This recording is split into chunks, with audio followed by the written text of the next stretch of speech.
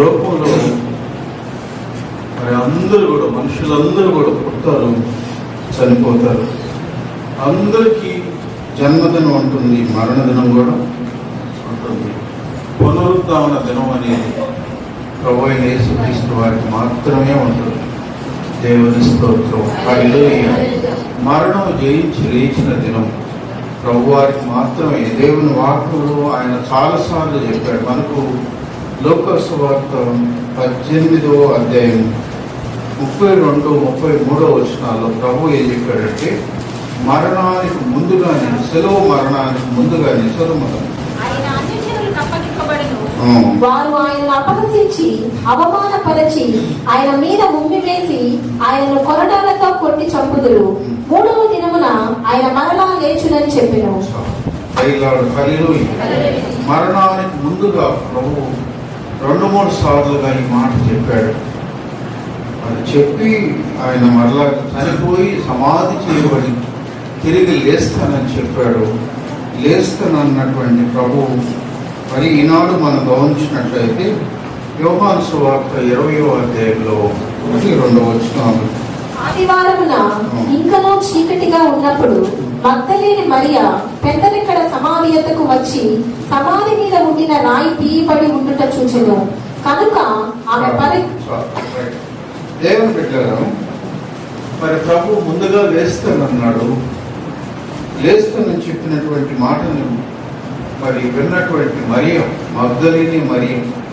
మగ్దలేని మరియ ఎవరు అంటే మనకు మార్కు సువార్త 16వ అధ్యాయంలో చెప్పబడింది. 7 దయ్యాల నుంచి విడిపించబడినటువంటి స్త్రీ ఆమె. విడిపించబడిన ఆ స్త్రీ మరి వేకుని లేచిందంట. ఇంకా చీకటి ఉంది. చీకటిగా ఉన్నప్పుడు ఈ ప్రభువు మాట జ్ఞాపకం చేసుకొని ప్రభువు 3వ దినం లేస్తానన్నాడు అని ప్రభు కోసం ఆయన చీకట్లో బయలుదేరి వస్తుంది. దేవుని బిడ్డలో ఒక స్త్రీగా ఉండి పైపుచ్చు తను వెళ్తుంది సమాధి దగ్గరికి అయినప్పుడు ఎంత ధైర్యం కావాలి. కానీ ఆమె ధైర్యం అంతా ఏందో తెలుసా? ప్రభువు లేస్తానన్నాడు.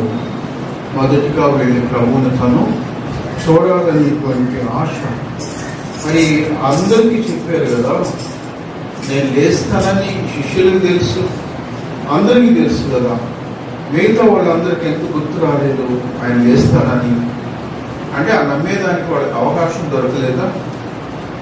లేస్తానని చెప్పిన మాటను వాళ్ళు నమ్మలేకపోయారా? లేకపోతే కారణం ఏమై ఉంటుంది? ఆయన సజీవంగా ఉన్నప్పుడే మరి ప్రభువు 3 బ్రతికించాడు. ఎవరెవరు వాళ్ళు?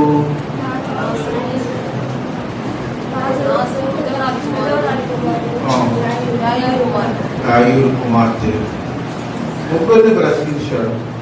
ఆ 3లో లాజరు అనేటువంటి అతన్ని 4వ దినం బ్రతికించాడు. దేవుని బిడ్డలను 4వ దినం బ్రతికించిన లాజరు ఆయన లేపినప్పుడు 3వ దినం నేను లేస్తానన్నది ఎందుకు నమ్మలేకపోయారు వాళ్ళు? సమాధి దగ్గరికి ఎందుకు రాగట్టిపోయారు? మనం ఆలోచించినట్లయితే మనము మరి ఈ స్త్రీ ఒక్కటే కనపడుతుంది.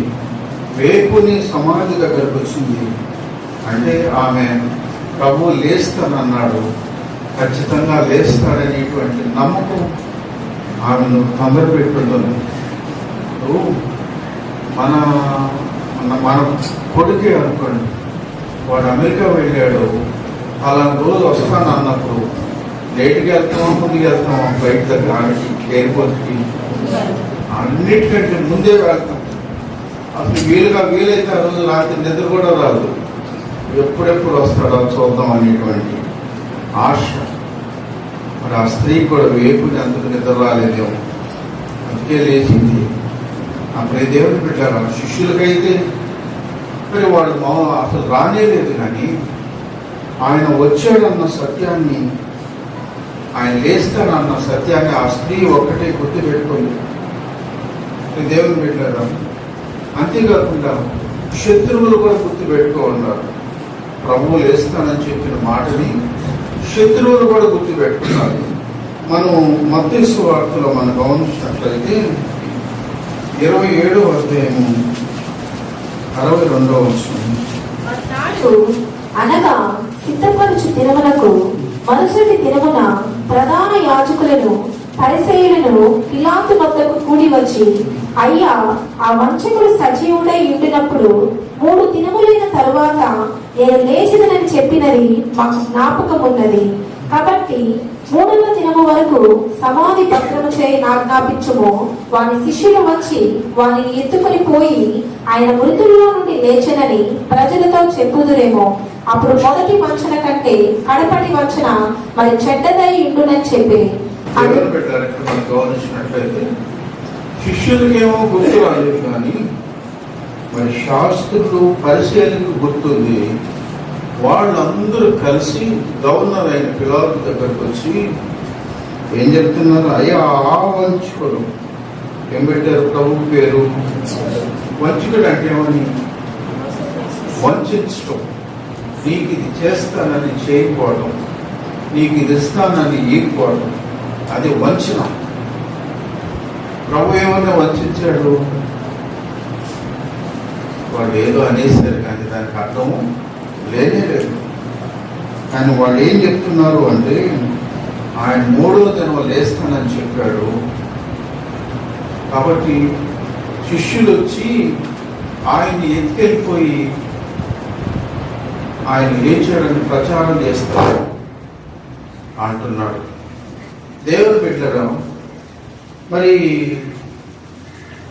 మనం గమనించినట్లయితే 3వ దినమున ఆయన లేస్తానని వాళ్ళకు గుర్తుంది, మిగతా వాళ్ళకి గుర్తు లేదు. శిష్యులకి గుర్తుండాల్సినటువంటి విషయం వాళ్ళకి అసలు గుర్తు లేదు, కానీ శత్రువులకి బాగా గుర్తుండిపోయింది.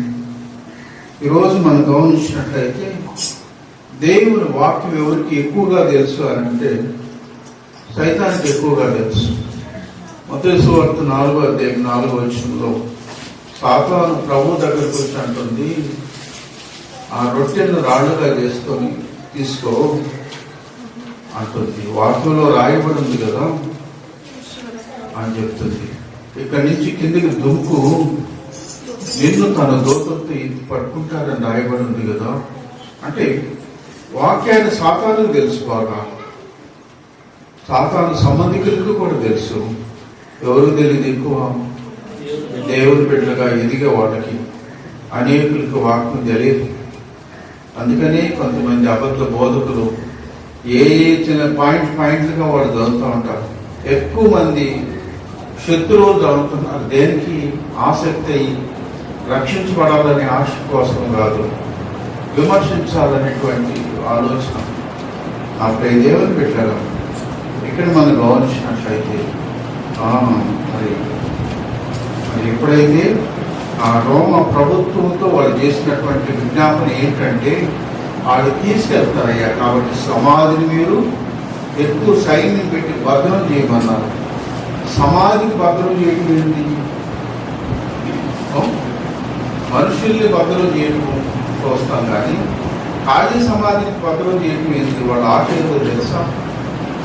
ఆయన లోపలిని బ్రతికినా కూడా బయటికి సమాధిలోంచి బయటకు రాలేడనే ఉద్దేశం అయ్యో. కాబట్టి దేవుని బిడ్డ ఆ రోజు అంతే పిలవక అంటాడు, సైనికులు ఉన్నారు కదా, మీరు కూడా వెళ్ళి సమాధిని మీరు భద్రం చేయండి వాళ్ళు చెప్పి పంపించేశారు. దేవుని స్తోత్రం. హల్లెలూయా. ఆయన ప్రభు ఎలా అద్భుతంగా లేచాడు అని అంటే, మనం 28వ అధ్యాయము 2వ వచనంలో మనం గమనిస్తే, ప్రభు దూత పరలోకము నుండి దిగివచ్చి రాయి పొగిలించి దాని మీద కూర్చుండెను. అప్పుడు మహా భూకంపము కలిగెను. ఆ దూత స్వరూపము వెలుపు వలె నుండెను. అతని వస్త్రము హిమమంత తెల్లగా ఉండెను.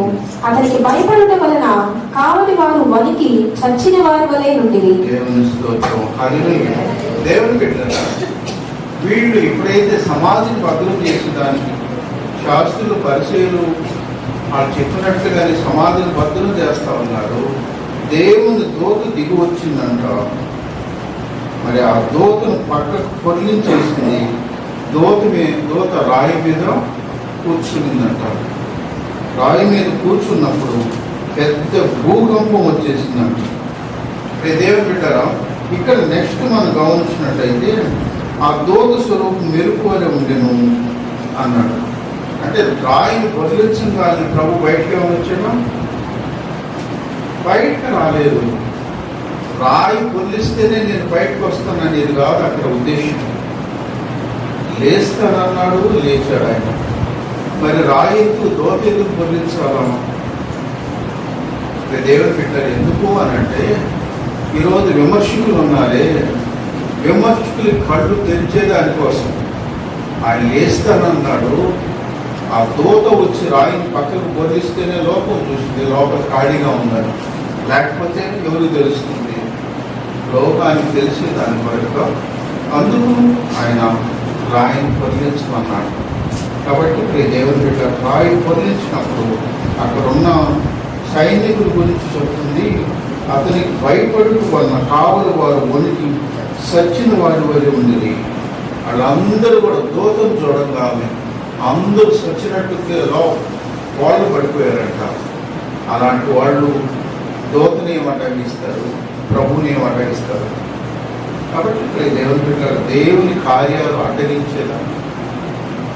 అందుకే మనకు వాక్యంలో ప్రకటనలో ఏమంటాడంటే, నేను మార్గం తెరిస్తే దాన్ని మోయగలవారు ఎవరు అంటాడు. నేను దారం మూస్తే దాన్ని తీయగలవారు కూడా ఎవరు. ఆయన నిన్ను ఆశీర్వదించాలని కోరుకుంటే అడ్డగించేవాడు ఎవరు లేరు, ఆటంకపరిచేవాడు అందుకంటే లేనే లేదు. ఆయన నీకు ఇవ్వాలని ఆయన ప్రణాళికలు ఉంటాయి, ఖచ్చితంగా ఇస్తాడు. ఈ పద్యాలకు మనకి ఎన్ని ఆటంకాలు ఉన్నాయి, అయినప్పటికీ దేవుని ప్రణాళికలు మనం ఉన్నాం కాబట్టి దేవుడు అద్భుతంగా ఆయన అనుగ్రహించాడు. దేవుని స్తోత్రం, హల్లెలూయా.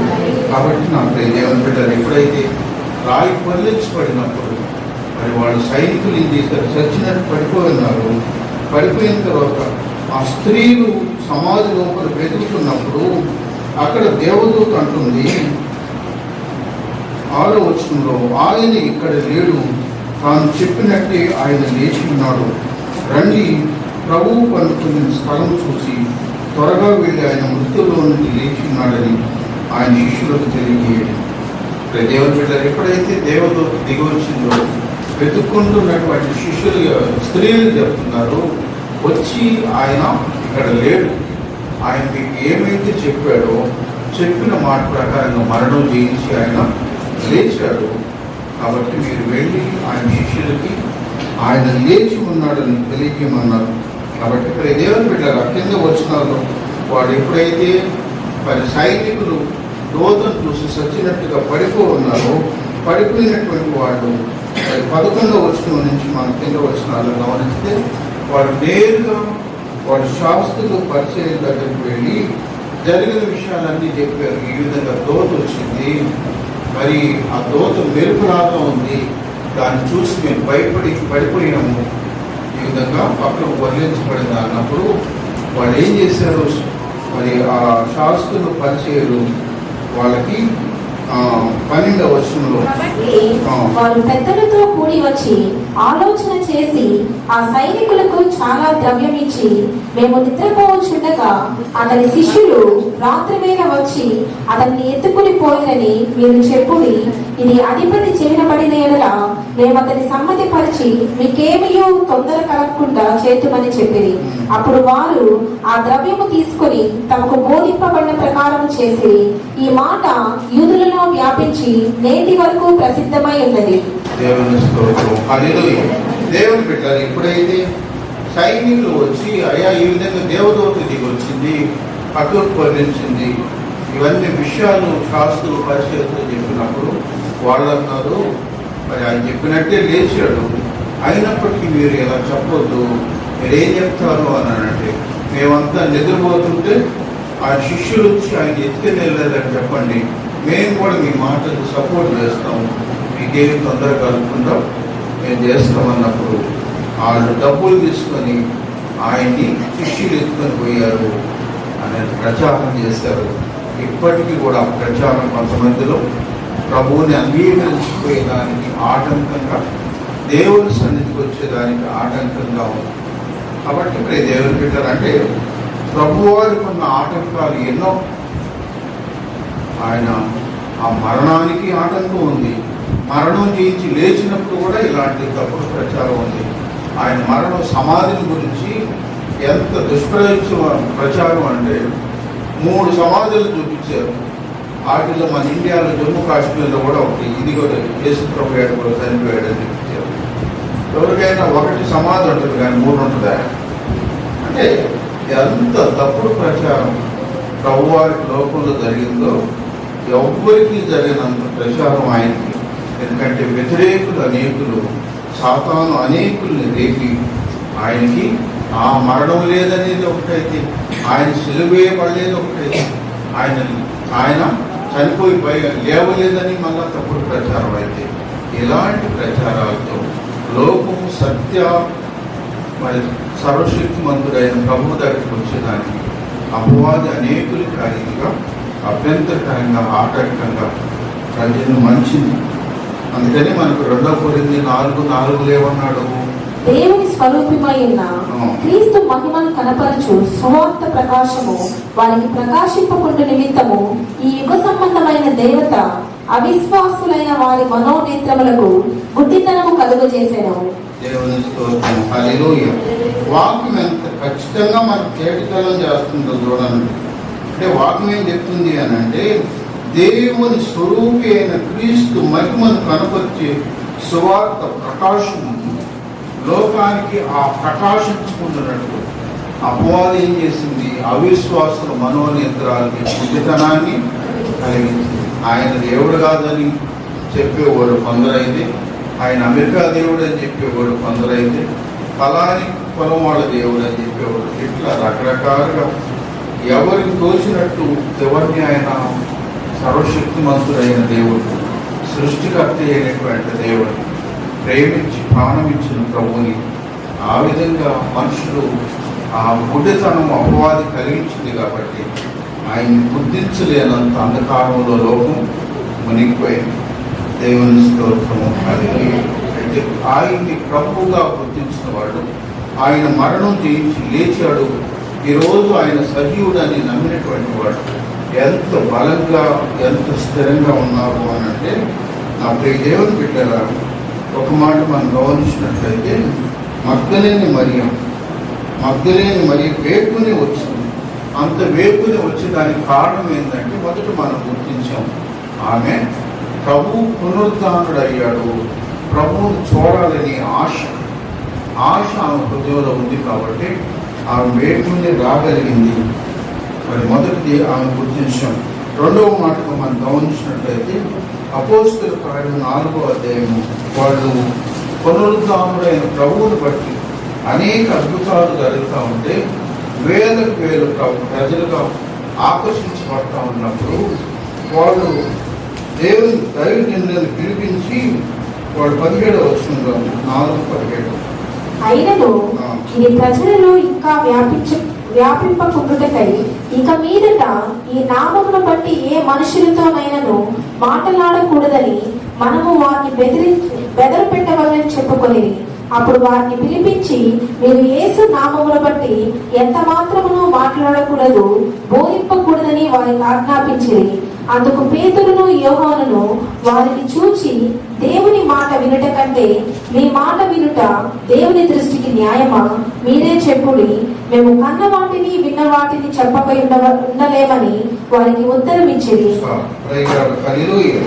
ఎప్పుడైతే అద్భుతాలు జరుగుతున్నాయో, రోజుకు వేల కొలది మంది ప్రభువు ద్వారా ఆకర్షించబడి సంఘంలో చేర్చబడుతున్నారో, అక్కడ ఉన్నటువంటి శాస్త్రులు పరిచయులు వాళ్ళందరికీ ఈర్ష్య అనేది వచ్చేసింది.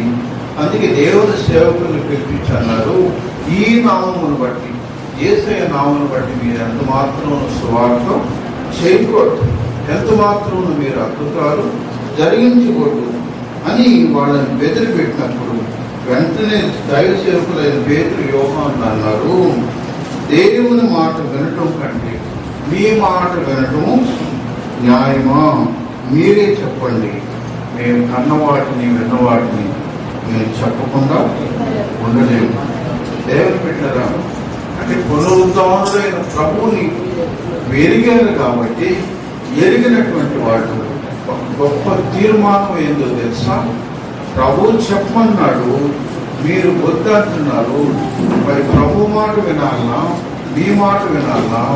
అయితే మా తీర్మానం ఏంటంటే ఆయన చెప్పకుండా మేము ఉండలేమని స్థిరమైన తీర్మానంలో వాడికి ఉత్తరం ఇచ్చారు. దేవుని స్తోత్రం. హల్లెలూయా.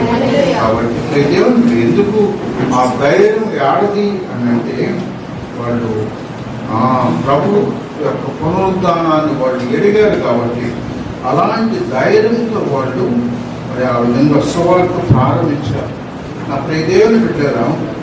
ఇంకొక మాట కూడా మనం గమనించినట్లయితే మనం యోబు గ్రంథం 4వ అధ్యాయం 6వ వచనంలో దేవుని వాక్యం చెప్తుంది, నీ భక్తి నీకు ధైర్యాన్ని పుట్టించదా అన్నాడు. అంటే ధైర్యం యాడ్ నుంచి వస్తుంది అంటే దేవునిలో నువ్వు భక్తి చేస్తే నీకు ధైర్యం వస్తుంది. భక్తి నువ్వు నమ్మకంగా చేసి ఆ భక్తిలో ఉన్న నీకు విశ్వాసం ఏంటి? నేను నమ్మినటువంటి ప్రభువు సజీవుడు. ఈరోజు మరణం జయించి లేచినటువంటి యేసు సజీవుడు అనేది నీ నమ్మకం అయితే నీ ఆ నమ్మకాన్ని బట్టి నీకు ధైర్యం వస్తుంది. ఆ ధైర్యం నీకు గొప్ప ధైర్యంగా అన్ని విషయాల్లో పరిస్థితుల్ని అధిగమించేదానికి నీకు సహాయం చేస్తుంది. మరి యోబు గారు ఆయనకు వచ్చినంత భయంకరమైన శ్రమల్లో స్థిరంగా ఉండగలిగాడంటే దానికి కారణం ఏంటంటే ప్రభువులు అలాంటి భక్తి చేశాడు. అందుకే ఆయన 19వ అధ్యాయం 25వ వచనంలో ఆయన అన్న గొప్ప మాట ఏందో తెలుసా? నా విమోచకుడు సజీవుడని నేను ఎరుగుదును అన్నాడు. ఎవరంట? ఆయన నమ్మినటువంటి విమోచకుడు సజీవుడని నాకు తెలుసు అని అన్నాడు. దేవుడు పెట్టారా, ఆయన సజీవుడు అన్న సత్యాన్ని ఆయన ఎరిగాడు కాబట్టి ఆయన ఎదుర్కొంటున్నటువంటి అనేక శ్రమల్లో అనేక కష్టాల్లో ధైర్యంగా నిలబడి చివరి పరిస్థితిని అధిగమించి దేవునితో రుణంతల ఆశీర్వాదాన్ని ఆయన పొందుకోగలిగాడు. దేవుని స్తోత్రం. హల్లెలూయా. నా ప్రియ దేవుని పెట్టారు. సువార్త ప్రారంభంలో నేను పరిచయంలో ఉన్నప్పుడు మరి సాతాను కర్రల ద్వారా నన్ను తరుపుకుంటుండేది. అయితే నేను ప్రభువుని చేసిన ప్రార్థన ఏంటంటే, ప్రభువా నువ్వు సర్వాధికారి అయిన దేవుడు కదా, సాతాను అనేది ఒక ఆఫ్టర్ నన్ను కల్లో బెదిరిస్తుంది. నీవు నాకు ఆ ధైర్యాన్ని నింపు, నీ ఆత్మతో నన్ను నింపు అని ప్రార్థన చేస్తే దేవుడు నా ప్రార్థనకి ఎంత బలాన్ని ఇచ్చాడు అంటే, దేవుడు తన ఆత్మతో నింపినప్పుడు కళలో నేనే వాటిని దేవుని స్తోత్రం. హల్లెలూయా. అంటే నన్ను అవి తరుపుకుంటున్నాయి, ప్రభా నువ్వు నాకు సహాయం చేయమంటే నన్ను ఆయన ఆత్మతో నింపి వాటిని తరుపుకునే శక్తిని నాకు ఇచ్చాడు. కాబట్టి ఇక్కడ దేవుడు ఎలా చెప్పగలిగాము అంటే ఆయన పునరుద్ధానాన్ని మనం ఎరిగినటువంటి వారంగా ఉంటే ఎలాంటి పరిస్థితుల్లోనైనా ధైర్యంగా ఉండగలం. ఎలాంటి పరిస్థితుల్లోనైనా పరిస్థితులను అధిగమించి మనం ముందుకు కొనసాగాము. ఆయన ప్రభు యొక్క పునరుద్ధానాన్ని, ప్రభు ఈరోజు సజీవుడు అన్న సత్యం మనకి ఎరకపోతే మనం ఆ ధైర్యం అనేది, ఆ నిబ్బరం అనేది మనకు రాదు. ఈ సత్యాన్ని మనం గ్రహించాలి. దేవుని స్తోత్రం. కాబట్టి మనం నమ్మినటువంటి ప్రభు ఆయన మరణం జయించి లేచినటువంటి ప్రభు, ఆయన సజీవుడు అనే సత్యం. ఇది సత్యము, ఇది వాస్తవం. మనం అలాంటి గొప్ప విశ్వాసంలోనే ధైర్యంగా ముందుకెళ్ళాలి. కానీ ఏమాత్రం దాంట్లో సందేహం లేదనేది మనం జ్ఞాపకం చేసుకోవాలి. రెండవ మాటగా మనం గమనించినట్లయితే మన యోహాను సువార్త 20వ అధ్యాయంలో 11వ వచనం, మరి మరియ ఎప్పుడైతే సమాధి దగ్గరకు వచ్చిందో, సమాధి దగ్గరకు వచ్చి మరి సమాధి మీద ఉన్న రాయి పొల్లించబడిందన్న విషయాన్ని ఆమె గుర్తెరిగి నేరుగా వెళ్ళి శిష్యులు చెప్పింది, అయ్యా ప్రభువుని ఎవరు ఎత్తెళ్ళిపోయారు, సమాధి ఖాళీగా ఉందన్న సత్యాన్ని శిష్యులకు తెలియజేసినప్పుడు శిష్యులు అయినటువంటి పేతురు యోహాను ఇద్దరు సమాధి దగ్గర పరిగెత్తుకొని వస్తే యోహాను ముందుగా పరిగెత్తుకొని వచ్చాడు. 5వ వచనంలో గమనిస్తే లోపలికి పోయినప్పుడు యోహానికి ఏం కనపడింది? నార బట్టలు కనపడింది. నార బట్టలు అని అంటే మనం కాళ్ళు చేతులు ఎరగొట్టుకున్న వాళ్ళు పీడికట్టు కడతారు కదా, ఆ పిండి కట్టు. కానీ ప్రభువారు చనిపోయినప్పుడు బాడీ అంతా వాళ్ళు మమ్మీస్ చేసేస్తారు. ఆ ఐగుప్తు ఆచారం ఏంటంటే మొత్తం బాడీ అంతా రసాయనాలు అవి వేసేసి మొత్తం బ్యాండేజ్ లాగా వేసేసి రోల్ చేసేస్తారు. 7 సంవత్సరాలైనా అది స్థిరంగా అట్లనే ఉంటుంది. కాబట్టి ఇక్కడ దేవుడు పెట్టారు, ప్రభువారి శరీరం అంతా కూడా అట్లా నారబట్టలు చుట్టేస్తున్నారు. మరి యోగాను సమాధిలో చూసినప్పుడు నారబట్టలు మాత్రం ఉంది, కానీ ఆ బట్ట లోపల శరీరము ఎంత మాత్రం లేదు. ఆ నారబట్టలు చేతి కట్టినటువంటి ఈ నారబట్టలు తీయాలంటే కొయ్యాల్సిందే, కానీ మామూలుగా అది రానే రాదు, అంత గట్టిగా ఉంటుంది. ఇప్పుడు దేవుని పెట్టారు, ప్రభువారికి చుట్టినటువంటి బట్టలు యాజిటీస్ అట్లనే ఉన్నాయి, కానీ లోపల శరీరం లేనే లేదు. కారణం ఏంటి అని అంటే దేవుని పెట్టారా, మనం మరియతో దేవదూత మాట్లాడినప్పుడు అమ్మ నువ్వు దేవుడి ద్వారా గర్భవతి అవుతావు అన్నవాడు పరిశుద్ధాత్మ చేత నువ్వు గర్భవతి అవుతావు, కుమారుడిని కంటావు అని చెప్పాడు. అంటే ఆ శరీరం ఎవరు? మరి గర్భం ధరించిన ఆ శరీరం పరిశుద్ధాత్మ. కాబట్టి నాకు దేవుని పెట్టారు, పరిశుద్ధాత్మ దేవుడు ఎప్పుడైతే ఈ శిలువ యాగం పూర్తి అయిపోయిందో ఆ శరీరం అనేది వెళ్ళిపోయింది. అందుకని ఆ నారబట్టలు ఖాళీగా అక్కడ ఉన్నట్లుగా మనం గమనించగలం. మంచిది. రెండవ శిష్యుడైన పేతురు 6వ వచనంలో వెళ్ళి సమాధి లోపల వెళ్ళి చూసినప్పుడు ఆయనకి నారబట్టలు కనపడ్డాయి. ఆయన తల రుమాలు దగ్గర ఆ చుట్టు పెట్టి ఉంటుంది చూశాడు రెండవ శిష్యుడు. అయితే ఇప్పుడు చదువు 11వ వచనం. అయితే మరియా సమాధి బయట నిలిచి ఏడ్చుచుండెను. ఆమె ఏడ్చుచు సమాధిలో వంగి చూడగా తెల్లని వస్త్రములు ధరించిన 2 దేవదూతలు యేసు దేహము ఉంచబడిన స్థలములో తల వైపున ఒకడును కాళ్ళ వైపున ఒకడును కూర్చుండుట కనబడెను. వారు అమ్మ ఎందుకు ఏడ్చుచున్నామని ఆమెను అడుగుగా ఆమె నా ప్రభువుని ఎవరో ఎత్తుకుని పోయిరి, ఆయనను ఎక్కడ ఉంచిరో నాకు తెలియలేదని చెప్పాను. ఆమె ఈ మాట చెప్పి వెనుకదంటు తిరిగి యేసు నిలిచియుట చూచెను, కానీ ఆయన యేసు అని గుర్తుపట్టలేదు. యేసు అమ్మా ఎందుకు ఏడ్చుచున్నావు, ఎవరిని వెలుగుచున్నావని ఆమెను అడుగుగా ఆమె ఆయన తోటమాలి అనుకుని అయ్యా నీవు ఆయనను మోసుకుని పోయిన ఎడలా ఆయనను ఎక్కడ ఉంచితివో నాతో చెప్పుము, నేను ఆయనను ఎత్తుకుని పోదనని చెప్పాను. యేసు ఆమెను చూచి మరియా అని పిలిచెను. ఆమె ఆయన వైపు తిరిగి ఆయనను హెబ్రీ భాషతో రబ్బూని అని పిలిచెను. ఆ మాటకు బోధకుడని అర్థము. దేవుని బిడ్డలు 2 శిష్యులు వచ్చి సమాధి లోపలికి వెళ్ళి మరి ప్రభు ఉంచిన స్థలాన్ని చూసి వెళ్ళారు. 2కి కూడా నారబట్టలు మాత్రమే చూడగలిగారు వాళ్ళు. అయితే మరి ఏం చేసింది, వాళ్ళిద్దరు మళ్ళా రిటర్న్ వెళ్ళిపోయారు. శిష్యులిద్దరు కూడా తిరిగి మళ్ళీ వాళ్ళు వెళ్ళిపోయారు.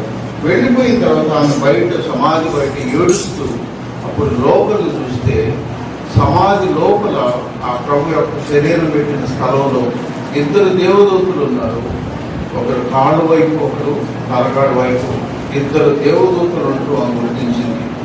అంతేకాదు మరి వాళ్ళు అమ్మాయి ఎందుకు ఏడుస్తున్నామని అన్నప్పుడు రెండవ పక్క చూస్తే యేసు ప్రభుని కూడా ఆమె డైరెక్ట్గా చూడగలిగింది. అప్పుడు ఇదేమని పెట్టారా, 2 చూస్తే వాడు కనబడినటువంటి దూతలు, కనబడినటువంటి ప్రభువు మరి ఆ స్త్రీకి ఎందుకు కనబడింది, ఎందుకు కనబడ్డారు, ఎందుకు ఆమెతో మాట్లాడగలిగారు అని అంటే మనకు ఒక మాట మనం గమనించినట్లయితే ఇర్మియా గ్రంథం 4వ అధ్యాయం 13వ వచనంలో ఒక మాట మాట్లాడుతుంది. మీరు నన్ను వెతికిన ఎడల పూర్ణ మనసుతో నన్ను గూర్చి విచారణ చేయునెడల మీరు నన్ను కనుగొందురు, నన్ను నేను మీకు కనపరుచుకొందును. దేవుని స్తోత్రం. హల్లెలూయా. ఎవరికి ప్రభువు కనిపిస్తాడు, ఎవరిని ఆయన దర్శిస్తాడు అని అంటే మీరు నన్ను గూర్చి వెతికిన ఎడల, నన్ను గూర్చి మీరు పూర్ణ మనసుతో విచారణ చేస్తారు. పూర్ణంగా ఎవరైతే ఉంటారో వాళ్ళకి కనిపిస్తాడు, కానీ అందరికీ కనిపించడు. అందుకే ప్రభు కూడా అనేది ఏంటంటే నీ పూర్ణ హృదయంతో, నీ పూర్ణ ఆత్మతో ప్రభుని ప్రేమించమన్నాడు. అలా వెతకడం కూడా అలా వెతికినప్పుడు ఆయనతో మనం మాట్లాడవచ్చు. ఆయన మనకు మన జీవితాల్లో మనం ఎదుర్కొనేటువంటి పరిస్థితులన్నీ కూడా మనకు ఏకతలం చేస్తాడు. కాబట్టి మరి దేవుని బిడ్డారు, ఇద్దరు శిష్యులకి కనబడినటువంటి దేవదూతులు, మరి కనబడినటువంటి యేసు ప్రభువారు ఆ మరియు ఎందుకు కనపడ్డారు అని అంటే, ఆమె ప్రభు పట్ల అంత ప్రేమ కలిగి ఆయన్ని చూడాలని ఆశ అంతగా హృదయంలో ఉంది. అందుకే కన్నీరు కారుస్తూ ఏడుస్తూ ఎప్పుడైతే సమాధిలోకి చూసిందో దేవదూతులతో మాట్లాడుతుంది. వెనకాలుగా చూసినప్పుడు యేసు ప్రభు నిలబడి ఉండటం గుర్తించింది. అప్పుడు దేవుని బిడ్డారు కాబట్టి పూర్ణంగా వెదిగే వాళ్ళకి కనపడతాడు, నిజంగా ప్రార్థించే వాళ్ళకి మరి మాట్లాడతాడు దేవుడు. అంతే కదా, 145:18 కీర్తనలు ఏమన్నాడు? తనకు నిజంగా మొరపెట్టే వారికి ఉత్తరం ఇస్తాడు, నిజంగా పూర్ణంగా వెతికే వాడికి ఆయన కనిపిస్తాడు.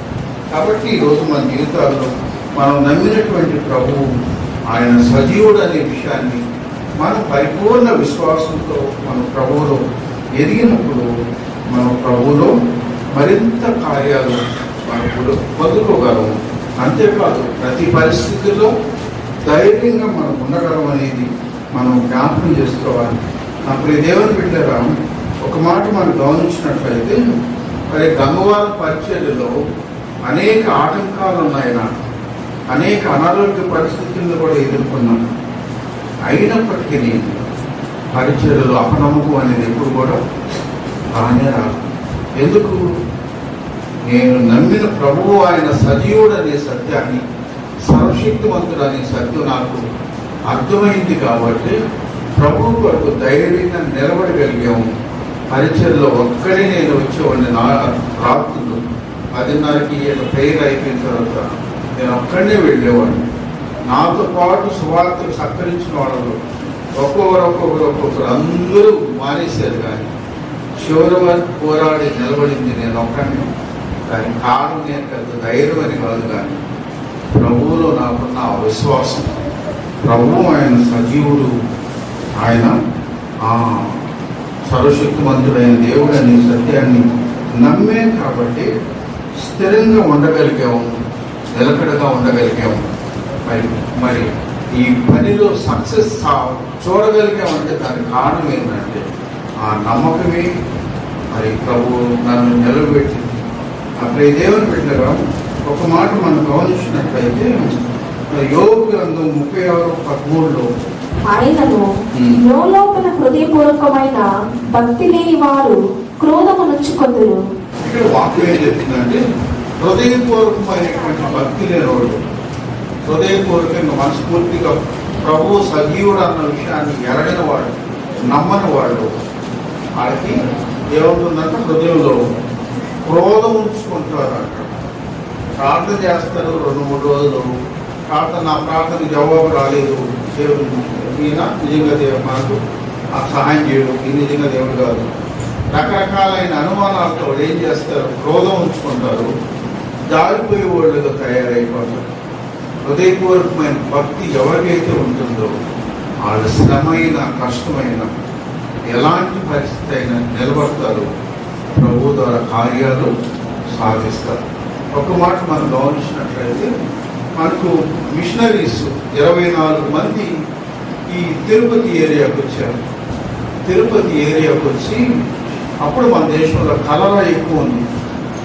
కలరా ఎక్కువ ఉన్నందువల్ల కలరాకి 16 మంది చనిపోయారు. 24లో 16 పోతే ఎంతమంది ఉండాలా? 8 ఉంటారు. దేవుడు పెట్టారా 24 మంది మిషనరీస్గా మనకు పరిచయం చేసి దానికి మన దేశానికి వస్తే ఈ కలరా ప్రభావం వల్ల 16 మంది చనిపోయారు. మనలాంటి అయితే ఏం చేయాలా? ఎందుకు ఊపిరి ఉప్పుగా లొంగుకోవచ్చు అని అందరికి పోయేవాడు.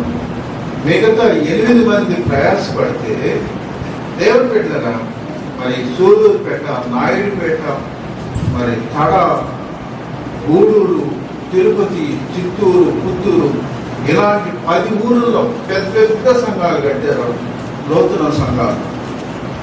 మరి చనిపోయినటువంటి 16 మంది మరి సమాధులు తిరుపతి లోతున చర్చిలో వరుసగా ఉన్నాయి. ఇప్పటికీ గుర్తుగా వాళ్ళు పరిచర్యకు వచ్చి 16 మంది వాటి ప్రభావంతో చనిపోయినప్పటికీ మిగతా వాళ్ళు 8 మంది అక్కడ పరిచయం చేసి పెద్ద పెద్ద సంఘాలు కట్టారంటే దానికి కారణం ఏందో తెలుసా?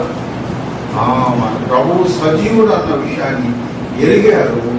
అంత మాత్రమే కాదు, ప్రభు పనిలో ప్రాణం పోయినా పర్లేదని ఒక స్థిరమైన తీర్మానమే వాళ్ళు అంత గొప్ప పరిచయం చేసే దానికి కారణమైంది. కాబట్టి ఇక్కడ దేవుని బిడ్డలు పరిచర్యలో వాళ్ళందరికీ అంత తెగింపు ఎలా వచ్చింది అని అంటే, ప్రభువుని వాళ్ళు అంతగా నమ్మారు, అంతగా విశ్వసించారు. భారతదేశానికి ఎంతో మంది వచ్చారు. వచ్చినటువంటి వాళ్ళు ఇప్పుడు వాళ్ళ తిండి వేరు, వాళ్ళ క్లైమేట్ వేరు, మనకున్నటువంటి ఇక్కడ ఎండలు ఈ పరిస్థితులు పట్టుకోలేదు స్వయంగా. అయినప్పటికీ అనేక మంది అనారోగ్యంతో వచ్చిన వాళ్ళు రిటర్న్ వాళ్ళ దేశానికి పోయింది చాలా తక్కువ మంది. అనేక మంది ప్రాణం పోగొట్టుకున్న వాళ్ళే భారతదేశానికి వచ్చిన వాళ్ళలో మనకు కనిపిస్తూ ఉంటారు. కాబట్టి నా ప్రియ దేవుని బిడ్డల వాళ్ళకి అంత త్యాగం ఎలా చేయగలిగారు అని అంటే, వాళ్ళు ప్రభువులో అలాంటి గొప్ప విశ్వాసం, స్థిరమైన విశ్వాసం, నిలకడైనటువంటి విశ్వాసం. కాబట్టి విశ్వాసములో స్థిరంగా ఉన్నప్పుడు నిలబడతారు. విశ్వాసములో స్థిరం లేనప్పుడు, నమ్మకం లేనప్పుడు జారిపోయేవాళ్ళు, పడిపోయేవాళ్ళు మనకు కనిపిస్తారు. మనకు డార్విన్ అనేవాడు ఎవరు తెలుసా? శాస్త్రవేత్త. అది కానీ శాస్త్రవేత్త, భారతదేశం అంతా తెలిసింది శాస్త్రవేత్త. ఆయన కనిపెట్టింది ఏంటి? మానవుడు కోతిలో నుంచి వచ్చాడు ఆయన. మరి ఇప్పుడెందుకు మనుషుల నుంచి వస్తున్నాడు? కోతిలో నుంచి రావాలి కదా. ఇప్పుడు ఎందుకు వచ్చాడు? ఆ తోకలు ఎంత ఒకవేళ తోకలు తీసేస్తామంటే మాత్రం మళ్ళా కలిగాపం నుంచి మళ్ళా యాజిటీస్ రావాలి కదా. మరి ఇప్పుడు ఎందుకు రావట్లేదు? తోకలు ఎందుకు లేవు మనుషులకి? భారతదేశం అంతా మంచి పేరు ఉంది ఆయన. కోతిలో నుంచి మానవుడు వచ్చాడు అంటాడు. కానీ సృష్టికర్త అయిన దేవుడు మనకు ఆది కాండం మొదటి అధ్యాయంలో ఎంత 1-2 అధ్యాయాల్లో ఎంత అద్భుతంగా సృష్టిని నిర్మించాడు. మానవుడిని ఆయన స్వహస్తాలతో తన రూపంలో తన పోలికలో చేసుకున్నాడని ఎంత ఖచ్చితంగా మనకు వాటిలో రుజువులు ఉంటే, కోతిలో నుంచి వచ్చాడన్న దౌర్భాగ్యం పని ఆయన అనేకులు ప్రభు దగ్గరికి రాకపోయేదానికి కారణం. అసలు ఎవరో తెలుసా? భక్తిలో జారిపోయినటువంటి ఒక క్రైస్తవుడు. ఆయన పేరు, పూర్తి పేరు ఏంటో తెలుసా?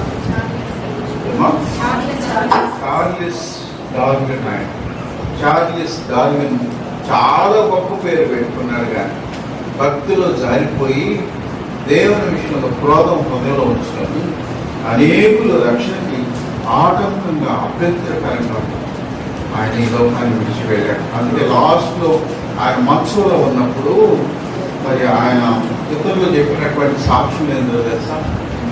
ఆయన అన్నాడంట, నా లాంటి వాడు పుట్టుకొని ఉంటే బాగుండు. ఇంకేంటి పుట్టేసావు, అనేకుల్ని మైండ్ చెడగొట్టేసావు, సస్తా ఆ మాట అంటే ఉపయోగం ఏంటి? బ్రతుకంతా కూడా అనేకులు నష్టానికే కారకుడు కదా.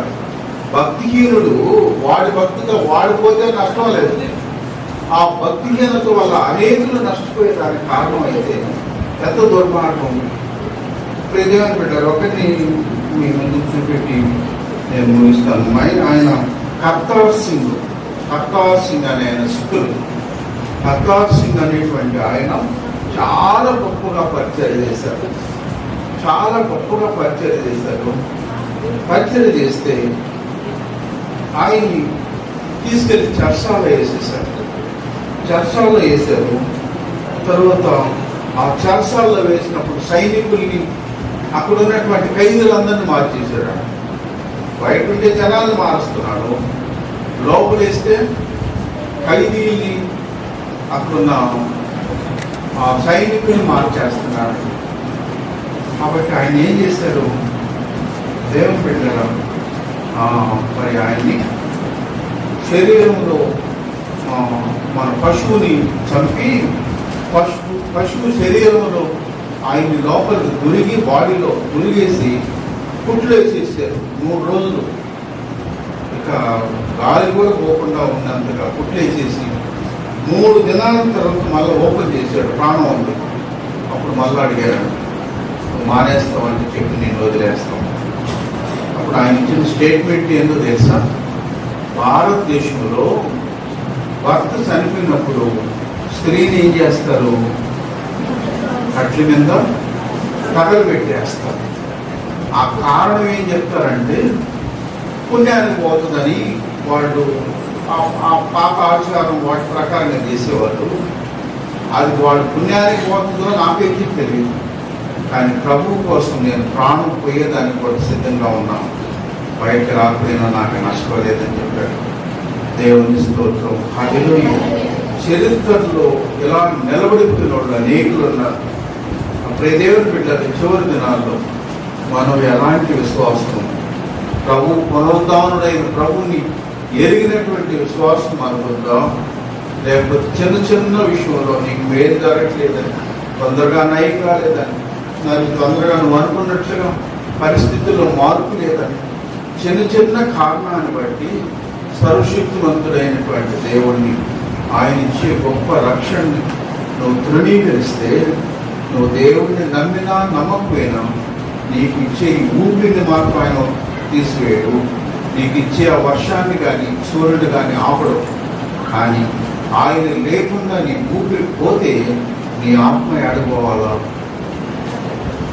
అది ఇంపార్టెంట్. మనకు మత్తయి సువార్త 8వ అధ్యాయంలో 45 అంటాడు, ఆయన చెడ్డవారి మీదను మంచివారి మీదను తన సూర్యుని ఉదయింపజేసి నీతిమంతుల మీదను అనీతిమంతుల మీద వర్షం కురిపించుకున్నాడు. దేవుడు పెట్టారా?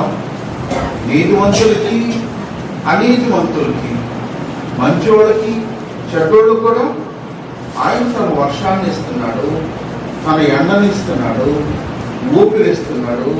వాడు భక్తి లేనివాడు, వాడు భక్తిహీనుడని వాళ్ళకేమన్నా తప్పు చేశాడా? ఏం తప్పు చేయదా? అన్నీ ఇస్తున్నాడు. కానీ ఏది తక్కువ అవుతుందో తెలుసా? నువ్వు ప్రభువు లేకుండా, ప్రభు ఇచ్చే రక్షణ లేకుండా ఈ లోకం నుంచి నీ ఊపిరి పోతే అది పరలోకానికి పోదు, శాశ్వతమైన నిత్య నరకానికి వెళ్తుంది. నీ ఆత్మ రక్షించబడి పరలోకంలో ఉండాలంటే మాత్రం ప్రభువు లేకుండా నువ్వు వెళ్ళలేవు. అందుకే ప్రభు చెప్పాడు, నేనే మార్గము సత్యము జీవము, నా ద్వారా తప్ప పరలోకానికి నువ్వు వెళ్ళలేవు. కాబట్టి దేవుని బిడ్డలు, ఇంకా ఒకవేళ మనకు అనుమానాలు ఉంటే, ఇంకా సందేహాలు ఉంటే ఆడుకోబోలే మన కళ్ళ ముందున్న పరిశుద్ధ గ్రంథాన్ని నువ్వు జాగ్రత్తగా చదవగలిగితే ప్రభువే నీకు జ్ఞానం ఇస్తాడు, ప్రభువే నీకు మనోనేత్రాలు వెలిగిస్తాడు. నువ్వు ప్రభువుని గుర్తించగలవు, ప్రభువులో నమ్మకంగా ఎదగలవు, ప్రభు రాకుడు కొరకు నువ్వు సిద్ధపడగలవు. దేవుడి మాట దీవించుగాక. ఆమేన్.